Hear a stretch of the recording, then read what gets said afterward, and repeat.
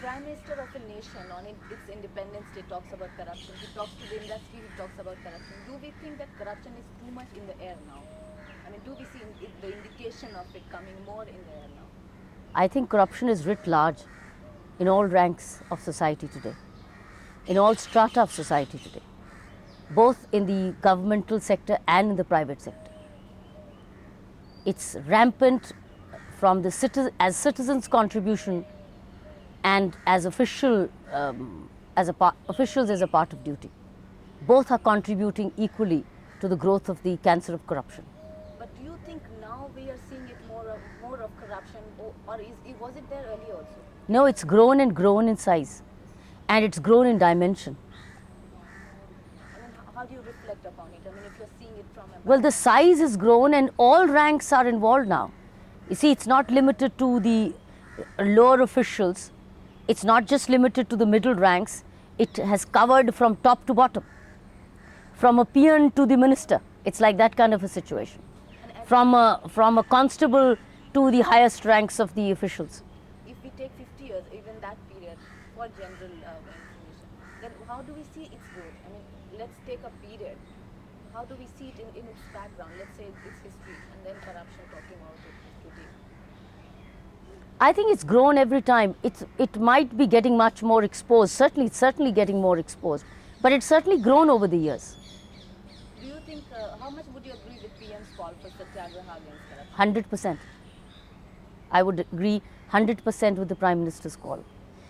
If we can arrest the growing problem of corruption, we would be saving the country in the long run. Because once there's corruption, there is no performance of duty. It's all selfishness. It's all greed. It's all using each other. The private citizen, if he can pay for, uses the official to meet his objectives, to meet his selfish motives, to gain higher profits, to save taxes. And similarly, the official uses the private citizen who can pay him for his official duties.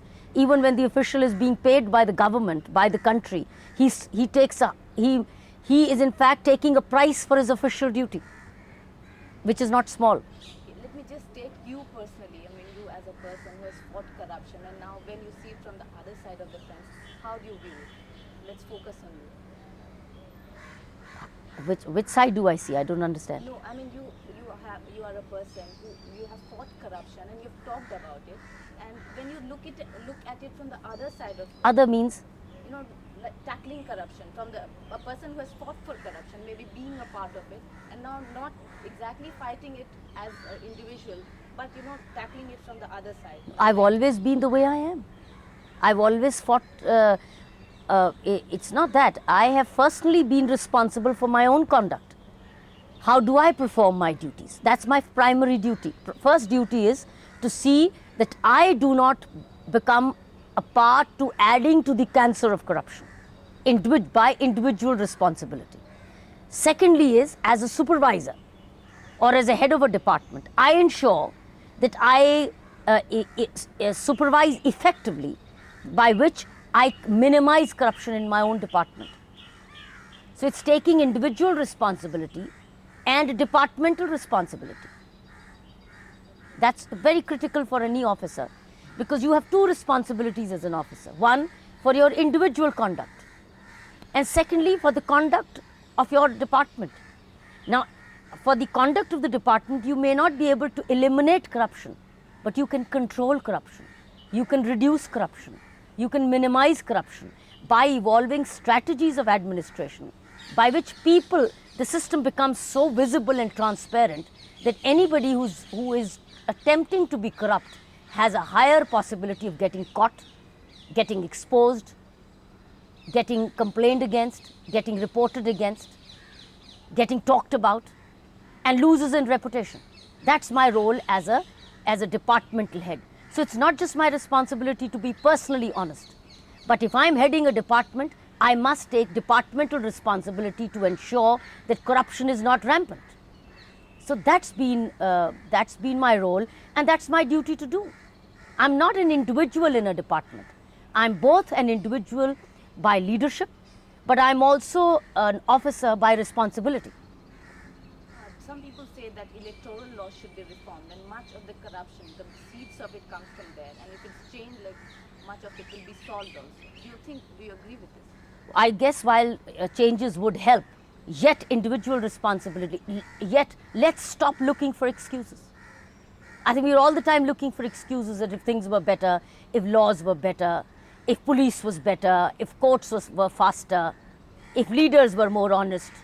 Yeah, these are all reasons which these could be improvement factors which could increase honesty. But after all, finally, I'm the individual who's responsible for my own conduct as well. So if we stop looking for excuses till improvements come, which should come, I must make sure that I do not add to corruption myself. People who find excuses, they say that liberalization was also the triggering point. I mean, once the economy was open. So there's no end for excuses. No, but do you think that liberalization was the plan? I mean, Well, liberalization brings more money. There's a greater money deal. So instead of talking small money, you're talking millions of dollars. You're talking at the international scale of money. But finally, it's my individual decision. my last question: what remedies do you see? Where do you see the hope, the optimism? I mean, what kind of solution? We can't have solution as such in that manner, but still some remedies which you. Open up the system as much as possible. The more you keep administrative discretion shrouded, the more price one can take for creating mysteries, creating secrecy where no secrecy should exist. Open up the system of governance as much as one can.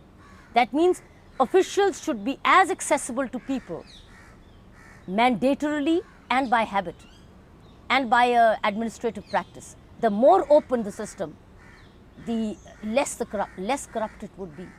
More questioning the system, less corrupt it would be. More accessible to people, less corrupt it would be. More collective it is, less corrupt it would be. Because the moment you individualize a system, you are leaving a lot of matters to individual discretions if the person is likely to be dishonest. But if you make a collective performance, like tendering, if you make it collective, and open it up, make the whole tender public. What is the tendering system? If you make it collective and make it public notice, for instance, a public work. Supposing a corporation is performing a public work, put it on a public notice. Who is the contractor? What is the cost of the tender? What is the time of completion? Any malfunctioning noticed, please report. And the bill to be cleared only if the residents of the area certify, yes, the drain was constructed, the road was constructed, and it's been good quality. So if anybody says, no, the road was never constructed, the drain was never constructed, okay? So why are you passing the bill? So the contractor gets no money. Open up the system, make it as public as you can. Put it up on notice boards, make it a mandatory notice board saying, this is the work which is going on, following construction is going on, it costs the following amount, so and so is the contractor, so and so is the supervisory officer, and this is its cost. Make it as public and as open as possible. This just leads me to a little last question.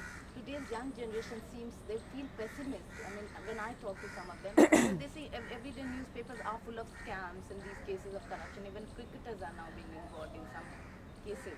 So what do you think, the general feeling, how does it come to you? I mean, I guess the media should have a page of hope also. Rather than only talk about scams, talk of hope. There should be a media page called Hope, where there are a lot of good things also happening in this country. A lot of collective and individual voluntary effort, including official effort, is still going on, which revives hope, which rebuilds hope. And I think there should be a hope page in the media. So if somebody is looking for hope page, look for hope and say, well, this could also be done. thanks a lot. If you wish, I'll leave from home at 2 Calcutta Lane. You'll be there you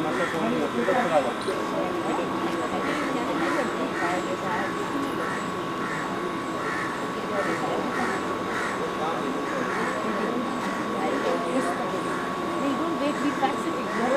What's your fax number? 293 29 3 मेरा matric में पास होता रहा नमस्कार computer वर्तमान में सुने हैं अपने सिलेक्ट कीजिए वर्तमान में सुने हैं आपके पास गए उन्होंने जवाब नहीं दिया।